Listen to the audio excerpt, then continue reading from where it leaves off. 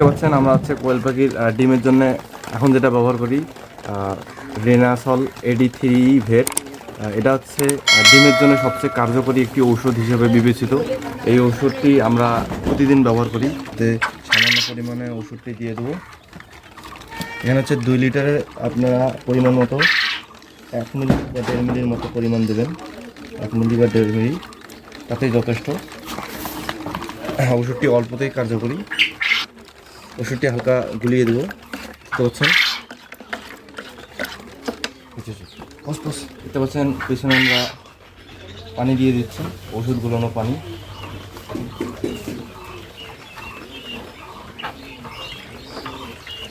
অল্প দেখতে পাচ্ছেন আমরা ওষুধ গুলানো পানি দিয়ে দিচ্ছি এখানে।